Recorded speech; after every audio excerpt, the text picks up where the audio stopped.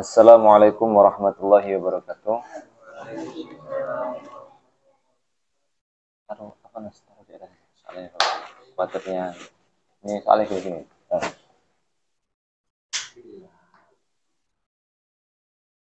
Bismillahirrahmanirrahim.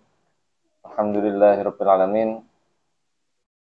Wassalatu wassalamu ala asrofil anbiya'i wal mursalin wa ala alihi wa sahbihi wa sallim ajma'in. Rabbi shrah li sadri wa yassir li amri wa hlul 'uqdatam min lisani yafqahu qawli. Rabbana anzilna munzalan mubarakan wa anta khairul munzilin. Rabbana hab lana min azwajina wa dhurriyyatina qurrata a'yun waj'alna lil muttaqina imama. Rabbi zidna ilma warzuqna fahma bi rahmatika ya arhamar rahimin. Amin ya rabbal alamin. Kita lanjutkan kitab Fathul Qorib ya. Sampai pada bab batalnya sholat.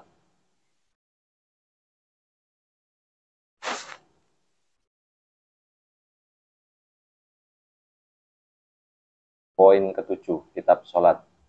Nomor 6 sampai nomor 11. Baik.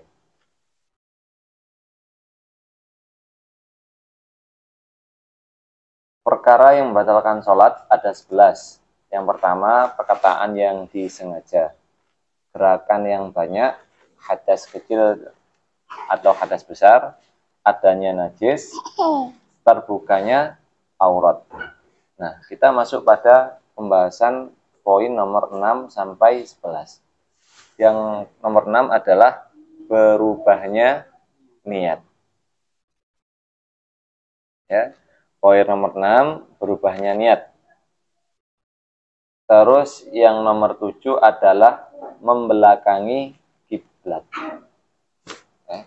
Yang nomor 8, makan. Nomor 9, minum. 10, tertawa. 11, murtad. Ya. Berubahnya niat. Maksudnya gimana berubahnya niat? Tahu? Niat batalin. Nah, niatnya sudah nggak sholat lagi. Sudah niat membatalkan sholat.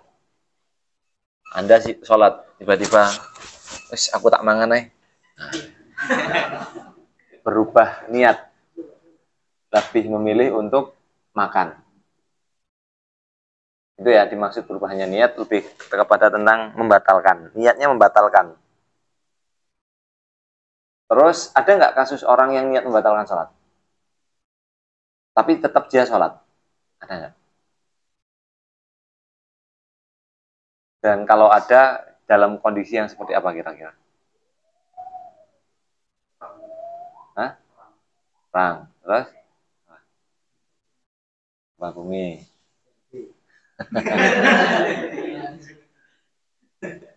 Jadi orang boleh jadi dia sholat, tapi dia membatalkan sholatnya.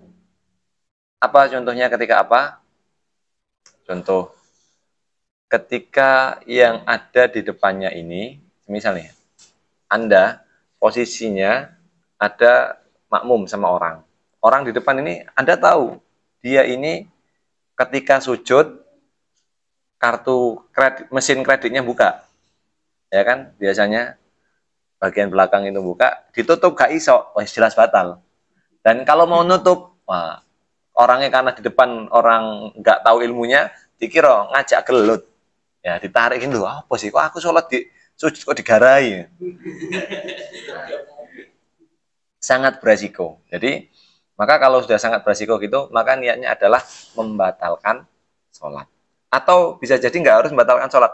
Niatnya mundur dari jamaah. Membatalkan kemakmumannya. Karena tahunya baru ketika sujud, oh ini batalnya. Niat membatalkan jadi makmum. Jadi sholat sendiri. Gitu ya. Tapi kalau niatnya adalah untuk tidak melanjutkan jadi makmum, maka itu tidak batal.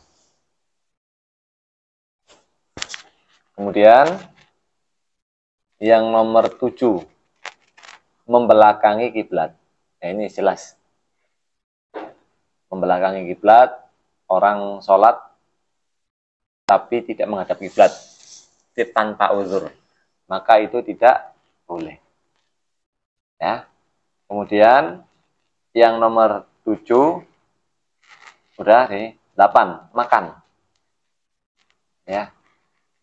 Misal Mas Rehan sholat, di situ keluar apa namanya rawon. Wah ini akhirnya sholat duhur gak kusuk cepet-cepetan. Oh, nok mangan. Apa sholat isya? Sholat isya, Mas Rehan ini carry datangnya. Semuanya sudah sholat. Nah, terus kemudian ada hidangan, pas ngobrol-ngobrol santai kayak biasanya kan tiba-tiba kan kita nggak tahu di masjid itu kan. Tiba-tiba ada hidangan apa. Nah, Mas Rehan pas sholat, wah, sholatnya dicepetin gara-gara ono ambu rawon. Pernah terjadi kayak gitu? Oh, sering ya. Sholatnya jadi nggak khusyuk. Nah, tergesa-gesa. Jadinya sholatnya nggak tumak ninah itu nggak boleh. Nah, terus makan. Bisa nggak? Ada nggak kejadian orang sholat terus makan? Apa contohnya? Nah, betul. Selilit. Ya, selilitan. Selilitan dagingnya sapi. Nah, apa mana kiki laune Marian? Oh, gampang selilitan kan itu kan. Nah, maka itu sangat rawan batalkan. Maka ketika ini selilitan, kita ini kan kadang sholat menelan ludah kan, itu nggak masalah. Tapi kalau selilit itu yang bermasalah. Maka caranya gimana? Ketika ada selilit lebih baik dikeluarkan. Dalam kondisi sholat, keluarkan nggak apa-apa. Atau ambil pakai tangan, masukin ke saku. Ya, nggak najis, nggak najis, nggak apa-apa. Yang penting apa gade lupuk nonang sakune koncoy. Nah. Ya, harus sakunya sendiri. Pastikan itu saku Anda sendiri, bukan saku temannya. Kemudian makan, minum. Ada nggak orang sholat terus minum? Dalam kondisi sholat terus minum? Ada? Dalam kejadian seperti apa? Apa? Berami.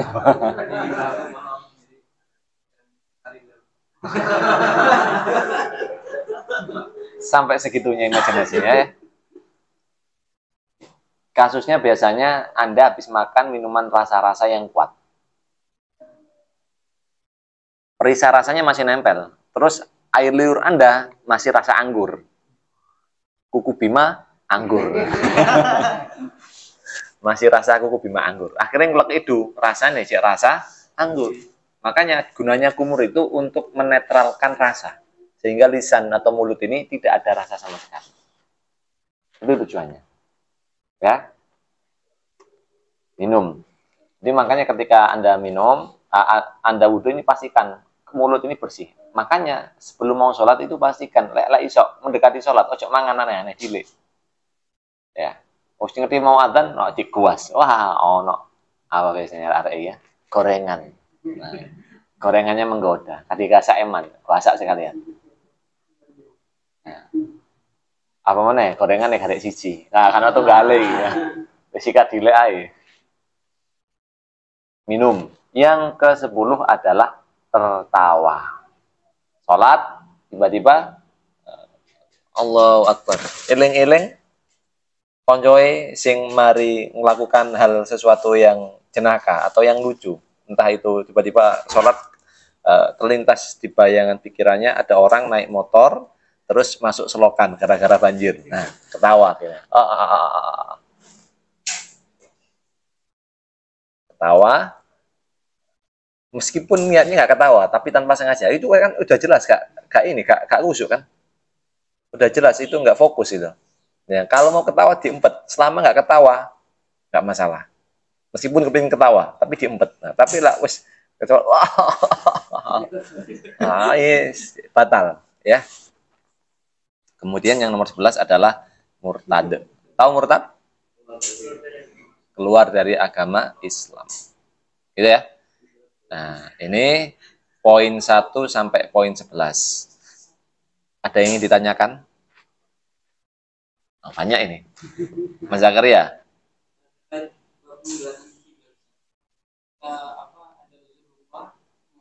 Tapi setelah sholat atau pas setelah sholat baru ingat ternyata ibadahnya salah itu belum ulang. Oke. Kalau saya ngulang, Mas. Saya lebih memilih ngulang. Apakah saya nggak pernah ngalami? Pernah, Mas. OWD. Saya toko-toko nang ngaji terus moro-moro ngadep kiblat kebalikan. Allahu Akbar. Kok iki kok aku ijen. Terus setelah salam tak delok, lho, kok ngadep rono kabeh iki.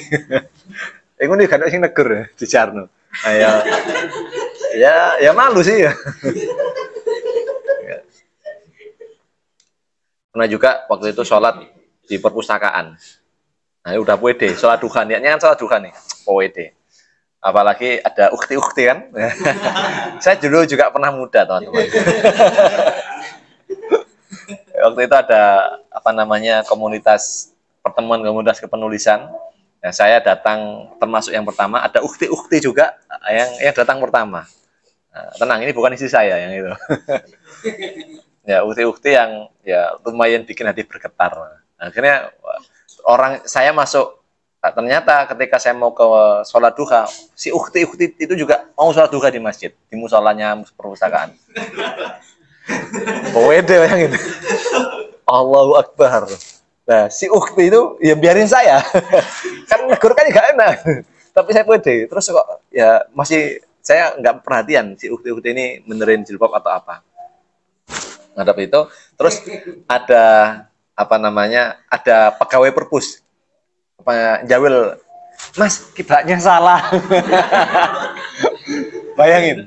Oh, di sini nggak ketulungan itu. Pas ngomong ngono, pas wis akeh wong. Pas udah rakaat kedua kalau nggak salah. Ukti-ukti yang dan kabar baiknya, uktinya bukan hanya satu, ada beberapa. Kabar buruknya saya laki-laki sendiri waktu itu. Nah, udah. Ya alhamdulillah. Itu termasuk hal yang memalukan, tapi ya cukup jadi pelajaran. Maka kalau sudah salah kiblat, kiblat itu termasuk rukun sholat. Nah, maka salah kiblat, ya balik, batal aja wis. Ulang sholat aja. Jangan Allahu Akbar awalnya ngiloy kiblatnya sebenarnya ke sana, ngadepnya ke sana. Terus ditegur, Mas, kiblatnya salah. Oh iya. Tapi dilanjutin sholatnya, nah, nggak boleh. Ya, dibatalin mulai dari awal. Itu lebih aman, lebih baik. Mas Zakaria, Mas Gilang, apa tadi?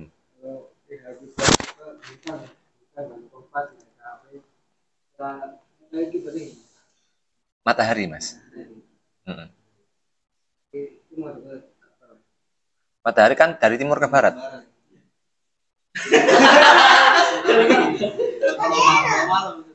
Nah, kalau malam bintang. Bintang. Ada bintang itu namanya bintang utara. Tahu? Nah, orang Sumeneb nih, insya Allah paham. Bintang utara jadi patokannya orang-orang lain biasanya bintang apa, Pak? Oh, enggak paham. Orang pantai padahal. Main angin ya. Setahu saya itu bintang, pakai bintang. Ada bintang apa namanya? Bintang utara, bintang kejora, buat bintang apa? Warnanya itu agak merah muda, agak pink. Nah, berarti kalau itu ada di sana, maka apa namanya? Ketika kita menghadap bintang kejora, kalau nggak salah ya, bintangnya itu sebelah sana. Nah, kalau kita ngadap sana, berarti kanan kita itu kiblat, kiri kita itu kebalikannya kiblat. Nah, tapi untuk lebih afdal, antum cek aja, tanya aja pada para pelaut, jangan tanya saya. Nah, tapi sekilas saya pernah belajar itu, sekilas kayak gitu. Itu mau ke tenggorokan, mau masuk, kan bisa di kan?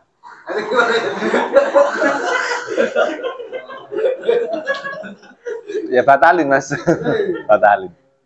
Oh, sekalian delok ya. Oh, secokok kok gini, Mas. Dibatalin ya. Mas Damar.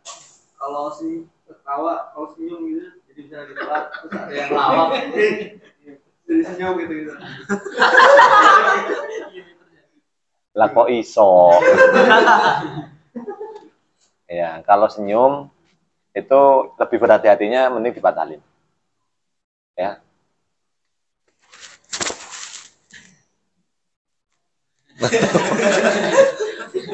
Masa antum ngadep pangeran gini, Mas?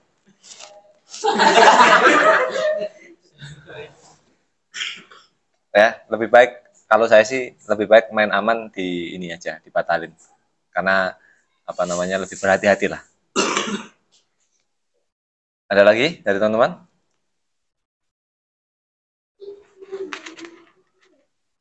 Kalau tidak ada, Berubahnya dia safar. Sudah safar, di awal belum niat mau jamak, di tengah-tengah sholat pertama itu baru ingat. Gimana? tidak masalah kalau itu. Berarti lanjut jamak dulu. Jadi, enggak, sesuaikan dengan niat yang awal. Terus baru setelah itu dijamak tambahannya. Jadi sampai selesai dulu. Maksudnya kan sudah sholat zuhur misalnya, 2 rakaat, ingat kan nggak niat di awal, niat di tengah-tengah. Berarti langsung jamak boleh lanjut. Setelah Iya, selesai sholat, jamak nggak apa-apa. Nggak apa-apa. Di tengah-tengah nggak masalah. Nggak apa-apa. Atau setelah selesai sholat. Setelah selesai sholat terus mau jamak nggak apa-apa. Baru ingat gitu. Iya, boleh. Kita pakai pendapat yang paling ringan itu aja. Karena memang ada sebagian yang orang kalau jamak itu harus sebelum berangkat, itu harus dan niat jamak. Ada yang kayak gitu kan. Ada yang pertengahan terus kemudian memilih jamak, nggak masalah juga. Ya. Kalau sudah selesai, sudah sampai tanggal keluar, baru ingat. Ingat kemudian, aku kurang jamak ya. Mau jamak, nggak apa-apa. Tinggal nambah. Ya, tapi wis selesai mangan soto, mangan rawon, butuh piring, kurang jamak terus balik jamaknya nggak boleh. Jadi jedanya itu kan nggak ada kegiatan selain sholat. Ketika sudah keluar masjid maka sudah nggak bisa. Ya, itu cara menyederhanakan niatnya. Tapi meskipun di dalam masjid terus mangan soto, ya kayak itu rek. Gitu ya. Nah, teman-teman paham kan bedanya jamak itu apa? Menjamak sholat. Sudah masuk belum ya kemarinnya pembahasannya? Oh belum ya, bancangin nanti. Ya insya Allah lah. Insya Allah semoga bisa jadi pembahasan selanjutnya. Cuman saya ingin tanya aja, teman-teman di sini tahu jamak nggak? Jamak sholat. Apa bedanya jamak takdim, jamak takhir, jamak khosor? Terus apa itu jamak? Apa bedanya? Mas, yang biasanya tak ajak safar. Mas Gilang. Jamak itu menggabungkan dua waktu sholat. Terus. Jamak takdim, sholat pertama digabungkan sholat kedua, kayak zuhur sama asar. Dengan takhir itu asar sama zuhur. Asar sama duhur maksudnya?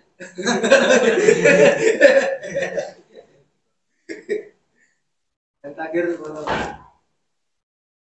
yang kosor. Dia kebingungan. Mas Damar. Sama.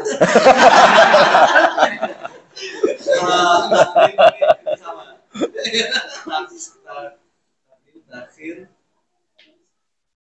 sama sih gitu. Mas enak, jawaban paling aman. Sama-sama salah maksudnya. Mas Ivan, jangan ngomong sama.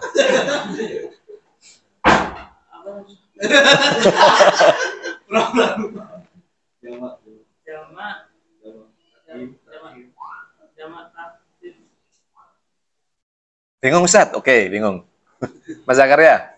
Nggak tahu. Mas Rehan? Nggak tahu. Sama. Bingung juga. Mas Novan? Saya nggak tanya Pak Arul, karena udah nikah. Ya. Jadi kalau yang sudah nikah aman dari pertanyaan insya Allah. Ya, lebih aman dari pertanyaan. Kecuali kalau Anda posisinya belum nikah.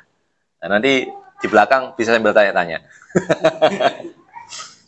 Nah, apa itu jamak? Apa itu jamak khosor? Apa itu jamak takhir? Apa itu jamak takdim? Apa itu jamak khosor takdim? Apa itu jamak khosor takhir? Apa itu jamak khosor saja? Apa itu jamak takhir saja? Bulat nggak? Panik nggak? Terus apa itu tabiin?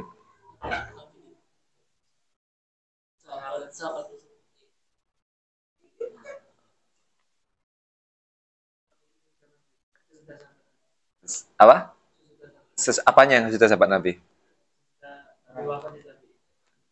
Sesudah Nabi wafat itu tabiin. Nah.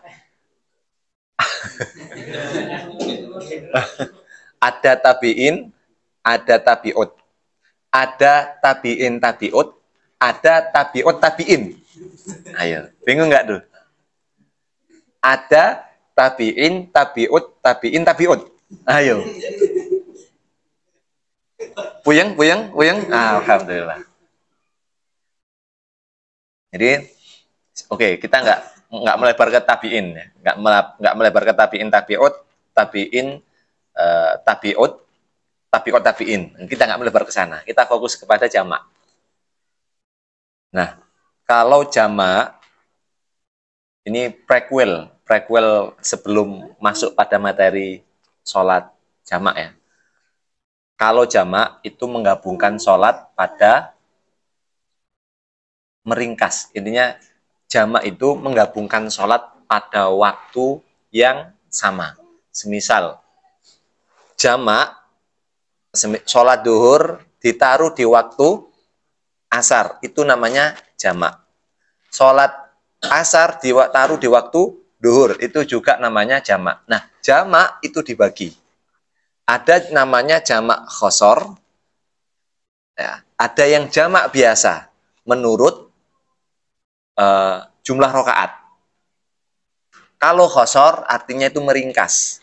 Yang namanya jamak khosor hanya boleh dalam keadaan safar. Apa itu jamak khosor? Semisal sholat zuhur 2 rakaat, sholat asar 2 rakaat, tapi 2 rakaat salam di waktu duhur. Itu namanya khosor.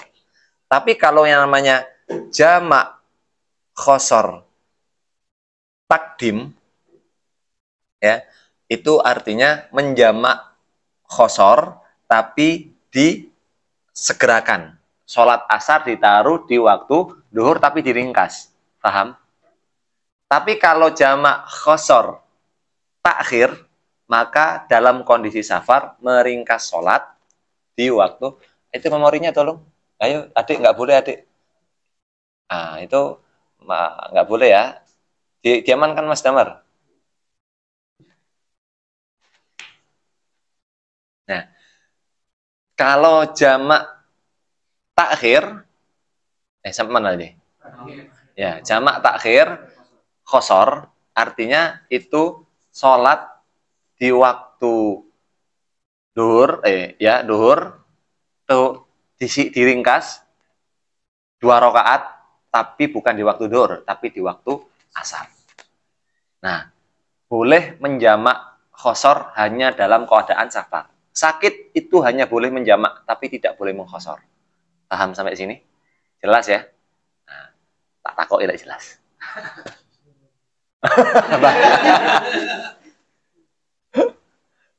belum paham Mas? Ya nggak pahamnya apa? Meringkasnya itu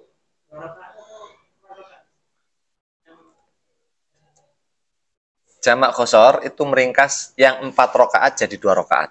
Misal Mas Ivan sholat duhur dalam kondisi safar perjalanan. Mas Ivan menjamak sholatnya. Sholat duhur mau dijamak dan juga asarnya juga mau dijamak. Maka sholat duhur 2 rakaat salam itu namanya mengkhosor, meringkas, memperkecil jumlah. Terus kemudian sholat asarnya 2 rakaat di waktu duhur. Nah, itu namanya meringkas. Yang awalnya 4 jadi 2 rakaat. Paham ya? Yang boleh dijamak khosor itu sholat apa?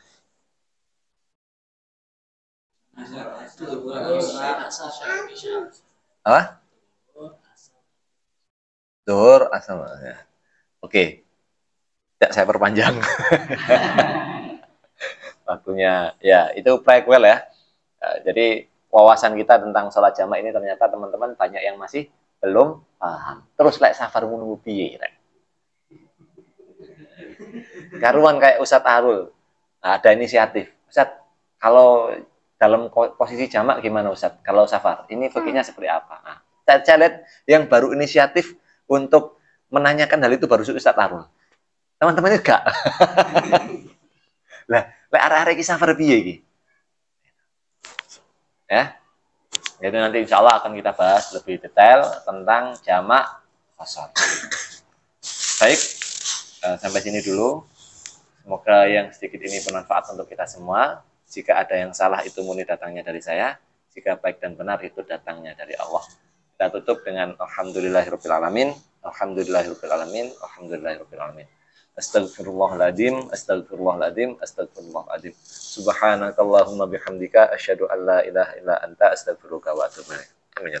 Assalamualaikum warahmatullahi wabarakatuh.